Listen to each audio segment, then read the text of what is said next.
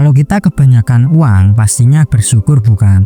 Tapi hal ini justru bikin pusing pemerintah Irlandia. Kok bisa ya? Dilansir dari Financial Times, pemerintah Irlandia saat ini mengalami surplus anggaran hingga 9 miliar euro atau sekitar 153,7 triliun rupiah, di mana pertumbuhan ekonominya 5 kali lebih cepat dari yang diperkirakan. Situasi ini membuat pemerintah Irlandia kebingungan dan tidak tahu harus berbuat apa dengan semua dana tersebut. Karena punya banyak uang, pada September 2024, Irlandia bahkan sempat menolak putusan pengadilan Eropa yang memutuskan perusahaan Apple membayar pajak terutangnya kepada Irlandia selama 15-20 tahun senilai 14 miliar dolar atau 220 triliun rupiah ditambah dengan bunga 17 triliun rupiah. Pajak ini akhirnya diterima Irlandia dan bikin ekonomi Irlandia makin surplus. Laporan The Economist menyebutkan pertumbuhan ekonomi Irlandia hingga November 2024 mencapai 4,9%. Jika dibandingkan negara maju lain, angka ini tergolong tinggi karena rata-rata pertumbuhan ekonominya hanya sekitar 1-2%.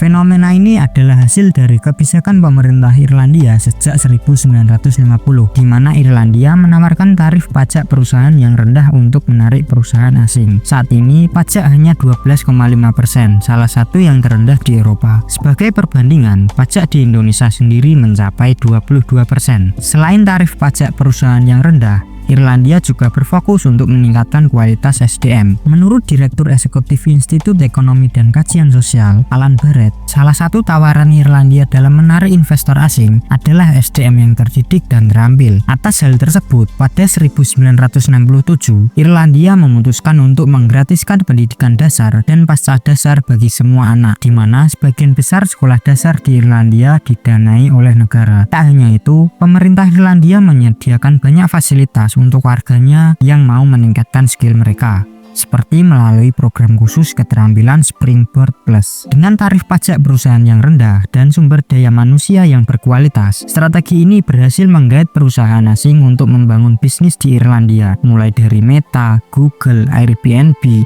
X, dan perusahaan raksasa lain yang bermarkas di Irlandia. Hasil pajak inilah yang jadi sumber pemasukan Irlandia. Dengan surplus yang besar, Irlandia menghadapi dilema unik, yakni bagaimana mengelola kelebihan uang ini tanpa memicu inflasi atau menciptakan ketidakstabilan ekonomi. Sementara banyak negara berjuang untuk menyeimbangkan anggaran mereka, Irlandia harus menemukan cara untuk memanfaatkan surplus ini dengan bijak. Kalau menurut kamu, kira-kira kita bisa nggak ya tiru Irlandia seperti ini? Share di komen ya.